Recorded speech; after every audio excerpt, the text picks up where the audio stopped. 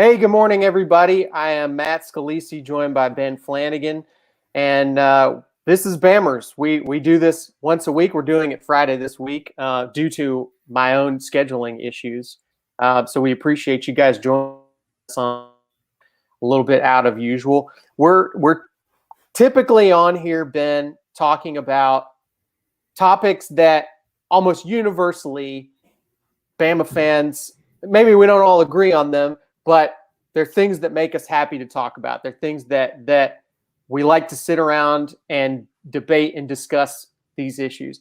We're going into something today that's a little bit different, and I wasn't sure that this was a topic that I wanted us to get into, but I think the closer we get to the season and the more it looks like a thing that people are going to be thinking about and talking about, we felt like it was important to bring this up and have a real discussion about it. And we're gonna bring in somebody in a second here to join us who's written on the subject. But you know, if you're a regular watcher of this show, you know that a big part of what we do here on Bammers is make you a part of the discussion. We bring in comments like this one right here, and it pops up on the screen, and you're a part of the discussion, and we react to what you guys say, and we talk about what you guys want to talk about. And we're going to do that today too about this topic. But I want to make sure everybody understands who's watching this show and participating today. This discussion that we're having today is about trying to understand each other a little better and trying to have a real discussion that is civil and acknowledges each other's point of view and is not about yelling and screaming. If y'all want to go yell and scream on the internet and be mad at people, there are many, many other places to do it. But that's not what we're going to do here. So if you have something to say that we can respond to that is civil, that's actually wanting to be part of a discussion here, we're going to put that on screen and we want to talk to you about it. But if you're here to yell, if you're here to be mad, we're not going to acknowledge it and we're not going to put it on screen. So I'm just saying that off the top. And now Ben, I don't know. I know I'm ranting here off the top, but I just wanted to lay down the ground rules before we get into this. Well, the intro to me sounds like the episode. Like, are we doing the episode about why we think Dabo should be the next coach? That actually might end up being more controversial when we end up doing that. Okay, episode. so not that today. Not today. That's what it sounded like to me. But without further ado, I'm going to go ahead and bring in our guest who's going to join us for the show today, and that's Joe Goodman, who is our friend at AL.com. Joe has written about this topic that we're going to be talking about today, and I promise we're going to get to it shortly. But before we do, Joe, you've also written something else that will be of interest to our viewers today, who are all Bama fans. You have written a book about Alabama football and about something about a particularly high point in the history of Alabama football. Can you tell us a little bit about your new book? First off, are we talking today about Paul Tyson starting over? That's what we're here to do, right? Show, yeah. No. I wrote a book. I wrote a book this spring about the year 2020 through the lens of Alabama football and the state of Alabama, and probably the most important college football team of all time. That team really inspired me with everything that they did to come together as a team and succeed at such an elite level and just really lay out, their lives on the line for what they believed in August. And then, they could not lose during the season after, marching to the schoolhouse door, and they did not lose. I mean, they just thoroughly beat the crap out of everybody, and it was glorious to watch. And so that inspired me to write a book called We Want Bama, A Season of Hope and the Making of Nick Saban's Ultimate Team. And I'm really proud of it. It's really fun. It's an entertaining read, I think. And I think, Obviously Alabama fans are going to really enjoy it, but also college football fans nationally. Before Ben, I want you to get a question in on the book too before we get into it. But I do want to ask you real quick, Joe. What was, what kind of? I guess we all lived through that season. Was there anything that surprised you when you were researching and putting this book together? Was there anything that kind of processed differently in your head, or something from an interview that really jumped out at you that you can think of at the moment that surprised you, I guess, that maybe you didn't think about when it was all happening to us live? Some of the greatest behind the scenes stories in the book have to do with Chris Owens, the backup center, Landon Dickerson, the starting center, Mac Jones. I mean, there's some really, really crazy Iron Bowl stories behind the scenes about Mac Jones that are in the book that I just love. I mean, and the season was just such a roller coaster from beginning, like way in the beginning in March 2020. That's kind of when the book kicks off. Through the entire ride, and I just take some players and make them characters in the book and really go into their lives and how it was impacted, and their families, and then also behind the scenes inside Saban's lair in the Malamore Athletic Facility, and it turned into, I think, a really fun book about, like I said, the most important team in college football history. I'm sold, Joe. Seriously, I'm sold. But I do wonder, because I think this team, with how you built it up and what everybody saw last year, I think this team will figure into history books, sports history books, for years to come for all that they accomplished. But last season was so unique for so many different reasons, and I'm sure your book will cover that in a variety of ways. But I wonder, at what point during the season did it kind of hit you, this is a book, right? Like this season is so historic, so unique. The adversity that they're facing is just so overwhelming. When did that idea hit you that I've got to write a book about this? It probably when Najee Harris leaped over everybody in the Notre Dame game. No, I think the book started to write itself before the season ever started. It's just such an episodic tale of people overcoming adversity that it needed to be put down on paper. And, I was really happy with just being able to tell these stories. Like you said, for the historical record, because I think people are going to be able to look back at this season in 2020 and what Alabama's football team was able to accomplish, and really appreciate that for all time.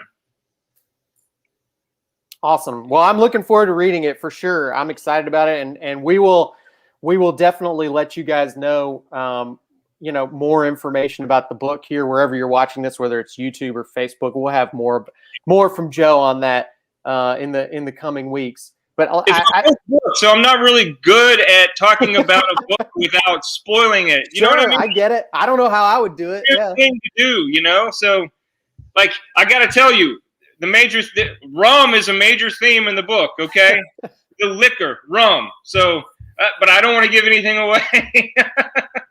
We'll see.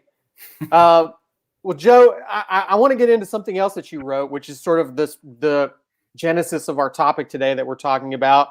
And you wrote a column for AL.com saying that you think that Alabama and really the entire SEC needs to consider requiring vaccines for fans to attend games. Now, I'll let you kind of lay out your argument for that and your reasoning. And I'll remind everybody right now in the comments who's watching, we are going to highlight your comments in the show. I promise that's coming. We're just trying to get the discussion going. But reminder, you guys need to be civil to us and to each other, or you're not going to be included in the discussion. I'm already seeing some of it. Some of you guys are doing a great job over there. and I encourage it, and we're going to bring you guys into this show and incorporate your discussion into it. But some of you are not doing a great job, and your comments are being deleted and will continue to be. So I'm just letting you know, Dad is watching over here, and I will pull this car over. So Joe, just kind of give us a brief summary of what your argument is and what your reasonings are.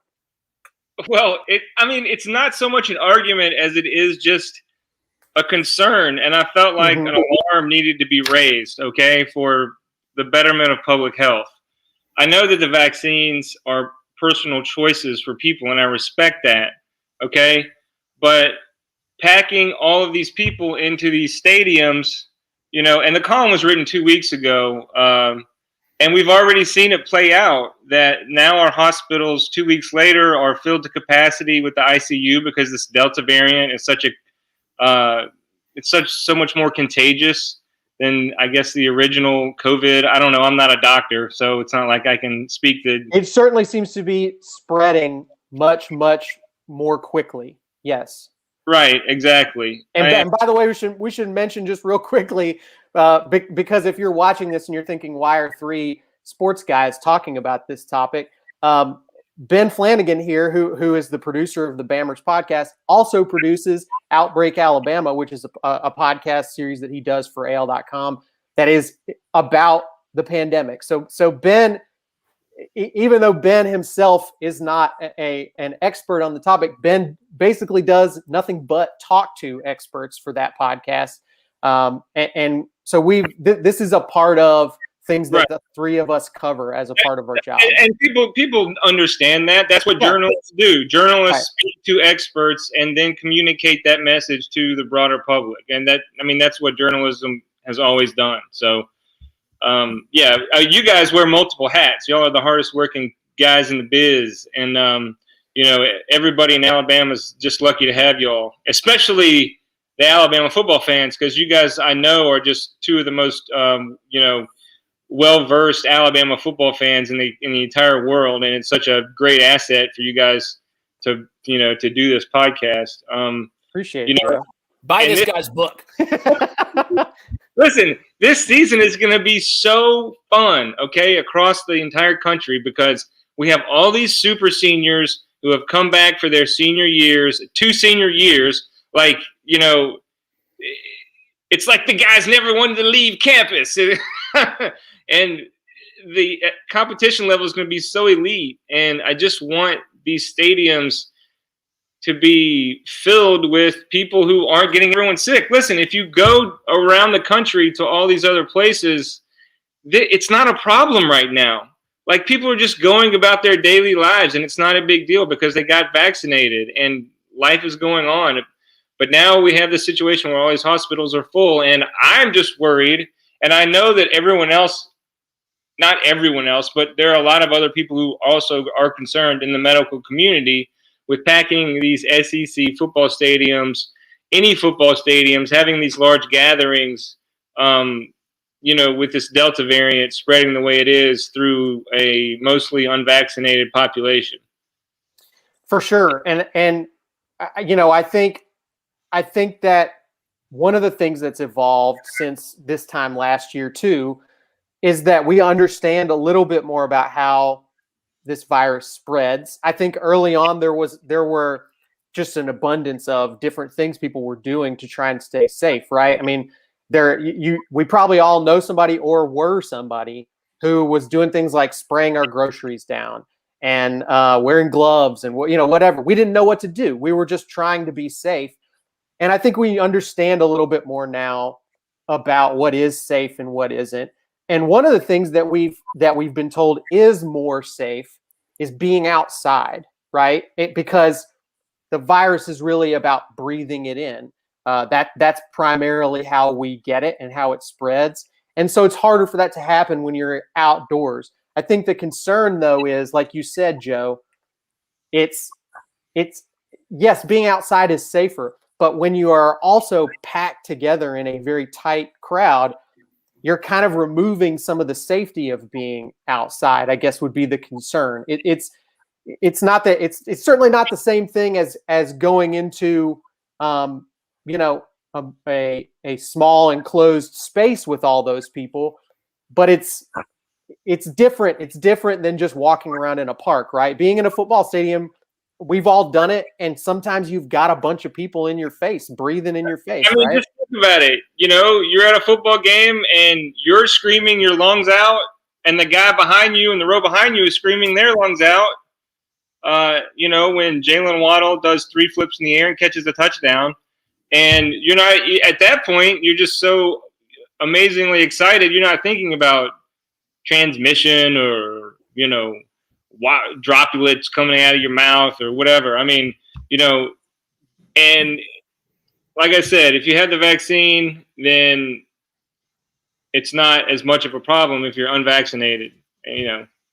For sure. So let's get some comments on screen, because I'm seeing a mix of stuff. I mean, we've got Dana here saying I'd be okay with it, but we've got Brenda says should be your choice, and I think those tend to be the two sides of it for the most part. I agree with Brenda. It should be your choice. It is your choice to get vaccinated whether you want or not. But the thing is, it's not your right, I guess. It's not your civil right to be able to go, unvaccinated into a large space when we're in the middle of a pandemic. I mean, that it's your personal choice to get vaccinated, and that's great. You just stay home and quarantine and watch on television. Yeah, I also think that's part of look, and Ellen says kind of the same thing. I think that's one real common thing we see from people is they feel like their choice is being taken away from them whenever someone says a vaccine is required to do something. They feel like I'm having my choice to get vaccinated or not taken away from me. But like you said, I think the counter to that really is nobody's saying you have to go to an Alabama football game in person. It isn't required of you. And I think Daryl brings up a good point here related to that, which is saying I grew up getting vaccinated so I could go to school. So there are lots of situations where we do require people to get vaccinated in order to do something. And even though I get people saying you're taking someone's right away, you're removing some independence by making someone do something. But we already do that, right? Like, for the sake of public health, there are many things that we require people to do. Yeah. No. Go ahead, Ben. Well, I mean, go ahead, Joe. You're gonna make a lot of people mad, but you don't have the right to go to a football game if you're unvaccinated during a pandemic. I mean, it might seem that way, but you do not have the right to go to school. I guess if you don't have a vaccine for measles or or polio or whatever. So, explain to me the logic of how that's different, because eventually I'm sure that this COVID vaccine is going to be required to go to school. Okay. It's only a matter of time before that happens, before the FDA fully approves this vaccine and it has to be required for kids to go to school. So then what?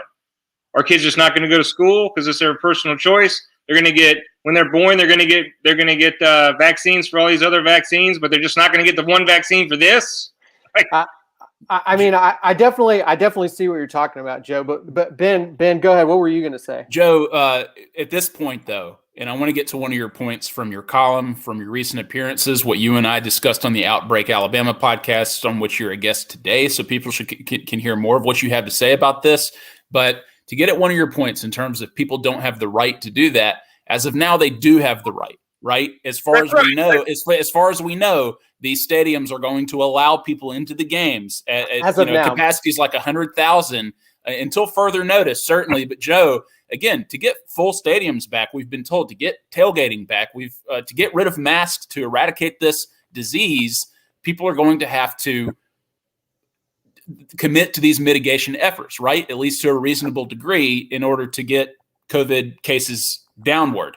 So people might need to get vaccinated, right? Or do need to get vaccinated according to medical experts to make this happen. They do need to wear the masks. So you think that SEC schools have a major responsibility in terms of playing a role in making that happen, because as of right now, people do have the right to do the thing that you said that they don't have the right to. So what can the SEC schools do to take that right away? Well, okay, you're right. And we need to be clear that everyone has the right, under Alabama law, to go to a football game if you're unvaccinated, unless they change it. But, there could also be a case where you just have to show up with a negative test if you want to go, and that's fine. I mean, that is a mitigation effort in and of itself. Sure. You can go to the football game and show that you have recently tested negative for the disease, and then you can go. I mean, it's a hassle. I get it. I hate that damn test, but I mean, that's just the way it goes. I mean, I didn't want to get tested anymore. I wanted to just not even worry about anything. My wife works in healthcare at the VA, and with COVID patients, I got the damn vaccine. Okay. I mean, I went to SEC media days and I still think I got the Delta. Okay. But it wasn't as bad as it would have been, I don't think, if I would not have had the vaccine. After SEC media days, I quarantined. I was really sluggish for like maybe 1.5 days, but then I was fine. When I had COVID in March and April of 2020 and I was unvaccinated, I can tell you that shit sucked. Okay. I was very, very sick, and, I was laid up in quarantine. So there's a huge difference, just use me as a test case for a dude who got it when he was vaccinated and when he was not vaccinated. Okay. I mean, my wife works at the VA as an occupational therapist. She's at the hospital every day trying to keep people from dying and, getting them out of bed and walking them around. So, she's obviously high at risk population. So, I mean, you have to understand that everything I write comes from the perspective of someone that's married to someone who works at the VA. With Absolutely. Of course that would affect your perspective. Yeah. Yeah, I want to get to a few more comments here real quick, because you guys are very active in here, and a lot of you. First of all, let me compliment everybody who is expressing their opinion that disagrees with what some of what we're saying, but is doing it in a civil way, and I really appreciate that. That's what we're trying to do today. Cameron has a comment that I'll kind of use to represent a bunch of comments I've seen. Says, what about going to a game with a stomach bug? Are you going to stop them too? I've seen people say this with flu and other things as well. And my response to that, Cameron, would be that obviously I think if you don't feel well, if you are sick, it's probably the more responsible thing to just not go somewhere in public around other people. But I would say in terms of actually implementing some kind of rule to stop somebody from doing that, we don't do it in part because that isn't the particular problem that has really shut down society for the better part of the last 2 years. We're dealing with a very unique problem here. Stomach bug is bad, man. I've been laid up by stomach flus before, but it has not run rampant through our country and killed hundreds of thousands of people in the way that that COVID-19 has, that we're dealing with. And I think that's kind of the difference here. A lot of people sometimes will compare this and say, why are we talking about doing this with this disease, but we don't talk about doing it with other diseases? And I think that's a really important distinction to make. Well, it's also one thing too, Matt, that this disease is brand new, right? Like we're still learning so much about this disease and how to fight it, how to combat it. And doctors and medical experts have obviously figured out ways to do that. And in terms of a stomach bug, I mean, the last place that I would want to be if I had a stomach bug would be in Bryant-Denny Stadium at a September 11 a.m. kickoff. I don't know if y'all have seen the Bryant-Denny bathrooms, but yeah, you don't want to be in there. Joe, to get in another one of your points, we had talked about the logistical challenges that there might be in terms of like college football stadiums checking proof of vaccination, proof of negative tests, and how big of an obstacle that would be, how that would operate, how slowly that would move the lines. And look, we're seeing concerts and festivals announce requirements for proof of negative COVID tests, proof of vaccination. So, for instance, if you can provide a proof of vaccination, you're automatically into the event, right? Like no questions asked. But if you can't produce that, then you must produce a negative test result from the last 3 days. And so you have to require proof of entry, proof of access anyway when you go to a football game with your ticket, right? So you're going one at a time and you're being asked for a ticket that gives you proof of entry into this event. And so when it comes to Alabama specifically, Joe, and the SEC, and we can talk about the Southeast specifically, we know people don't like being told what to do, right? In Alabama, that's a mantra that I've heard over and over. And the point that you made earlier was that you don't have the right to do this, to endanger people by being unvaccinated and coming into a stadium. And something that you've also said that is that this does not infringe on your personal liberty, and that going to a football game is a privilege, not a right. Yeah, that's right. I mean, that's the point that I made originally. And, you know, I just want to say that everything that I've written has just come from a place of loving the state of Alabama, you know, where I'm from. I mean, I was born in Mobile. I was raised in Irondale. I was educated all the way through, you know, in Birmingham. You know, these are just my opinions for, you know, how much I care about the state of Alabama. And, you know, I want to see people being able to, you know, interact once again, you know, on a level that doesn't just disrupt society, because there's this disease running around rampantly that there's a vaccine for. You know, it's not really, you know, you can't compare it to the stomach bug, okay? Because, you know, the stomach bug doesn't kill millions of people that are vulnerable to that. So, you know, like you said, it's a privilege, I guess, in the end, to be able to go to a football game. You know, I wish that everyone would just get the vaccine so we could move along. Yeah, it really makes me sad that it's come down, that it's turned into this political thing, okay? Because, you know, it's just so ridiculous to have people screaming at journalists about freedom. I mean, like, screaming at a journalist about freedom is like trying to explain how water is to a dolphin. We get it, and I will say again, I want to say again, we see plenty of that. You guys who are watching this probably see it in the comment section, and I want to commend you guys again. Overall, this group doing a really good job right now, being civil. There's disagreement in here, but you guys are having an adult conversation about it, and I appreciate it. A couple of comments that I think are interesting because they kind of came one right after another. From June here, who says it. Greg said it too, that they're waiting on the FDA to approve it, and I think that's probably true of a certain amount of people. You know, I think it's important for people to know, if they don't already, that the FDA has said that this is actually recommended for you to get this vaccine. They wouldn't let people get it if they didn't think it was okay. And the official FDA approval is really more about how this drug is going to be handled on kind of a corporate level, and how it's going to be marketed and produced and things like that. It really isn't about the content of the vaccine itself. And I would encourage you guys to go read more about that and Google how FDA approval actually works. Another thing I've seen just a couple of times in the comments that I think is worth bringing up and addressing here. And apologies for the delay here. I'm trying to find it.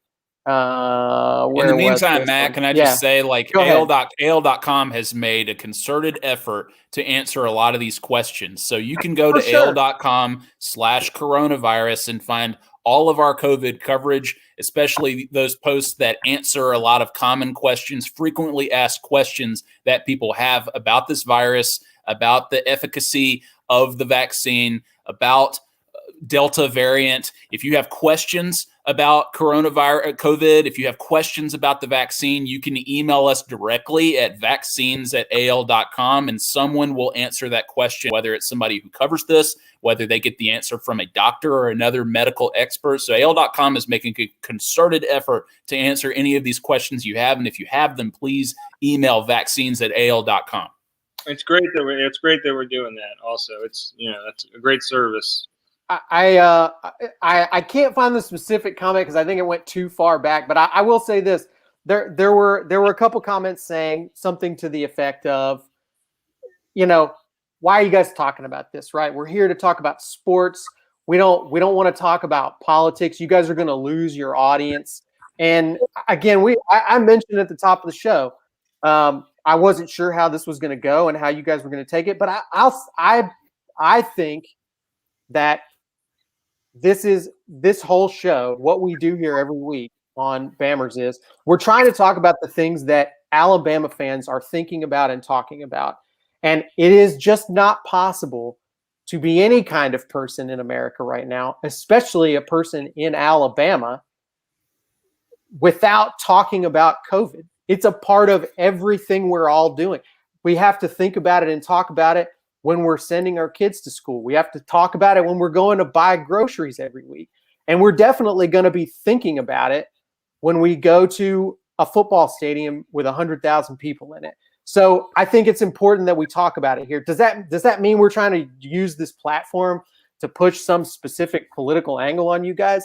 No, we're not doing that. If some people get mad that we're talking about this subject on this show where they only want to hear about X's and O's football, first of all, I would say this is probably your first episode because we don't really talk a lot about football specifics on here. This is about what fans care about and think about and talk about. But secondly, I'm afraid that you guys are just not going to be able to find too many places where this never comes up at all. I'd love it. I'd love it if we never had to think about this or talk about it again. And hopefully that day comes sooner than later. But for now, it is going to be a part of the football season. Hopefully it will not be nearly as much a part of this football season as it was last season, where it impacted so many games and knocked so many players out. But I think for fans, it is something that's still going to be on our minds and that we're still going to be thinking about. So I think that's why we're talking about it. I just want to be clear here that that's really why this is a topic today. It is. Yeah. Well, this is something that we have all lived through together. This is a I agree with universal. Scuba Steve, by the way. Thank you, Scuba Steve. This is a universal experience. This is a universal experience if ever there was one. We have all just gone through something that has literally impacted or affected every single person on the planet, right? And so this is going to impact every single fan that experiences college football this year. This whole show is about the college football fan experience, specifically folks who are going to be in Tuscaloosa this fall. But COVID is going to loom large over the college football season, whether Alabama is at 100% capacity or not, or if it's going to look anything like the 2020 season that Joe just wrote about in his book. But it's going to be there in one way or the other, whether they require masks, whether there are hand sanitizer stations everywhere, whether you have to distance, whether there are concession stand rules that you have to abide by. COVID is going to be a part of it. And so it's important that we continue to have the conversation, not only to better understand vaccines, the virus, et cetera, but to also know what to expect when you go to game day this year, because it's going to be there. And I hope that there is tailgating. Lord knows we all hope that stadium is packed. We just want to know as much as we can about it before we all get there this fall, and it's coming fast. They're going to be – let me tell you something. They're going to be tailgating at UCLA. They're going to be tailgating at the University of Washington in Seattle, all right? Those places, they have high vaccination rates throughout their counties, and it's not even a problem. It's not even a big deal, and here's why we have to talk about this. College football in our state is everything, okay? It is in every part of our culture. Every aspect of it is touched by it. So when we have this universal existential threat that is a pandemic, obviously it is going to affect this one cultural thing that we all love, and it touches all these things that throughout our society. And another point I wanted to make is that, all these teams have really focused on getting vaccinated, and they've really done a great job of being strong examples for the importance of vaccines. Alabama's team, I think, is over 90% now, maybe 95% vaccinated. Ole Miss Saban said all but one player are fully vaccinated at Alabama. Player, and so they've established herd immunity throughout their team, and it doesn't look like they're going to have to forfeit any games. Ole Miss is 100% vaccinated. I think that we should look to the football players and say, these guys got the vaccine for a reason. It's because they're a team, and they understand if you let your team down, then things fall apart. Very interesting metaphor, right? Right. I mean, it's a go ahead, Ben. Yeah, well, can I just say first, though, what Joe mentioned earlier? I mean, do we really count whatever UCLA and folks in Seattle do as tailgating? Like, I mean, that seems like very different compared to what we do in Alabama. It's like a stuffing versus dressing thing. I can't imagine tailgating in Los Angeles. Yeah, I don't know. Do you just like grab a pizza or something? And okay, and I don't really want to know what they do. They're going to be able to do it, okay? Sushi rolls in the parking lot. On a more serious note, another kind of common theme illustrated by a comment here that I want to bring up. And look, even though you used a lot of all caps, which I generally makes me nervous, I'm going to put your comment up anyway because I think that your point is echoed by a lot of other people who says you're missing a huge scientific proof that if you are fully vaccinated, you can still spread COVID. And I think this is actually a really important point to touch on here real quickly. First of all, there's plenty of evidence that being fully vaccinated does cut down the percentage of the odds, rather, that you will contract COVID or spread it, which is important to note. First of all, it does help, but note, does it 100% stop you from getting it? It does not. Does it 100% stop you from spreading it? No, it does not. What it does do is it makes it much, much less likely that if you get it, you're going to end up in the hospital with it. And I think, as we discussed earlier in the show, the real crisis facing our state right now is that our hospitals are reaching a breaking point. They cannot take other COVID patients, and they cannot even take people with other medical emergencies who need to go to the hospital. So what we're trying to do right now as an entire group, as a group project here, is we're trying to make it so that our hospitals get a break, so that our hospitals can handle what's going on and it doesn't get any worse.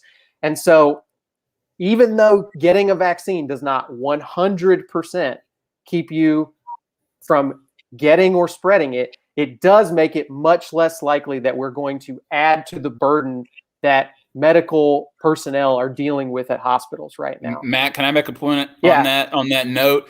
Again, let's repeat. We are not doctors, but we are people who talk to doctors. Our colleagues talk to doctors every day about this and medical experts. That's where we get the information that we accurately report on AL.com. And to piggyback on what Matt just said, what we keep hearing from the medical community is this is a pandemic among the unvaccinated right now. That's what they keep saying over and over. And what we have seen in our reporting and what these doctors continue to say, the overwhelming majority of people who are either hospitalized or who are dying at this point are unvaccinated. Good point from David here, just to echo what you're saying here. Says, my social worker is COVID positive and vaccinated. One of my nurses' 16-year-old daughter is positive and vaccinated. So this is being seen across the country, but they are surviving and their symptoms are milder. I think that's the main point that we were trying to get across. So, I mean, look. Yeah, you only got go ahead, Joe. For like 3 days if you got the vaccine and you test positive for it, as opposed to whatever it was 14 days before, 10. I don't know. Yeah, I mean, I think it's very clearly that's what we're trying to do here. It is about right now preventing the biggest crisis that we're dealing with, which is that our hospital system, our medical system in the state is being overrun, and they're having a really hard time. And I mean, if you know anybody, if you have friends who are nurses or doctors or work at the hospital, they'll all tell you no matter what their feelings are about any of this stuff, they will all tell you that they're having a hard time right now. And this is without question a thing we can do to help them. So look, we're I think we've had some really good discussion today. I appreciate what you guys have contributed. I appreciate that you guys have actually brought points to the table where maybe you don't agree with us, but you actually wanted us to have a discussion about this with you, and you wanted to engage us in an adult way and not just scream at us. Joe, you're being thanked for your thoughtful and objective perspective here in the comments. How many times have you heard that recently, Joe? You get thanked for your thoughtful perspective very often these days. I have gotten a lot of emails, appreciating the fact that, I raised the alarm about, the hospitals being overrun a couple weeks ago in terms of super spreader events at football games. I mean, like I said, I would much rather come on here and talk about like what your first big tailgate party is going to be like. Okay. And we will talk about that in a future show. Yeah. Awesome. Yeah. So, I think this is going to be something that's going to be a part of our lives for a while still. But we can't all talk about this without this getting ugly, without this getting nasty and calling names. And I really think that we've had, because Ben and I have been doing this show, and some of you, I recognize your names now when you get in the comments. Some of you guys are regulars here, and you know how to do this, and you know how to have a discussion about stuff that we disagree about. And most of the time, it's just who you want Alabama's starting quarterback to be, or their next football coach after Saban, or something like that.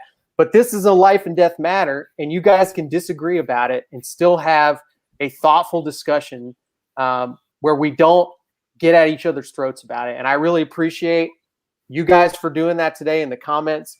Joe, we appreciate you coming on with us. And before we wrap up, I just want to remind everybody once again, Joe has a book coming out called We Want Bama that is about the 2020 Alabama football team and why it is one of the most important football teams in the history of college football, I believe is the subtitle of your book. Yeah, it's We Want Bama, a season of hope and the making of Nick Saban's ultimate team. And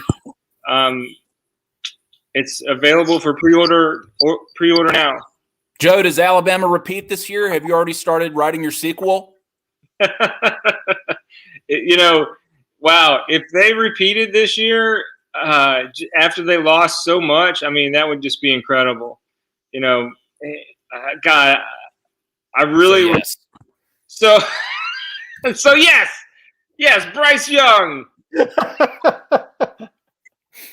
we actually talked about Bryce Young did his first I guess Zoom conference. Did his first news conference the other day. The kid, he's so cerebral. You can already tell. I mean, he's sharp. I mean, this kid is. I'm just so excited to watch him play. And all of these new receivers. I mean, how did Alabama become wide receiver, quarterback? Like, it's just amazing. Like, it's so much fun now to watch this team. And I'll say real quick, Joe, you mentioned Bryce Young. Like, I have never seen less drama surrounding a position battle, which there appears to be none at Alabama at that position in the last however many years. I guess since A.J. McCarron was or I guess to his second season or whatever. But they seem to have a lot of confidence in this kid. And the first time he spoke to the media yesterday seemed to reflect why. Oh, man, he's just cool as a cucumber. Yeah. Yeah, really, really, really gonna just buy all in on Bryce Young. If my heart is dashed, then I guess that's something I'm gonna have to deal with later. But I think he's gonna be a lot of fun to watch. I got that Mark Gillen feeling all over again, Matt. Mark Gillen, Joe, I don't even know if Joe. That might be even before Joe's time, man. What is that? What is that? He doesn't even know. You don't want to know, man. You don't want to go back to those dark days. All right. Well, listen, hey, thanks. Thank you, Joe. Thank you, Ben, for coming on. And thanks once again to everybody who participated in this discussion today. I think it was really helpful. I think it was really important that we all talk this through. For those of you that complained about it, don't worry. We'll probably just get back to talking about football again next week. Hopefully this doesn't have to come up repeated times. But I do appreciate you guys engaging with us about this today. And I hope everybody out there stays safe.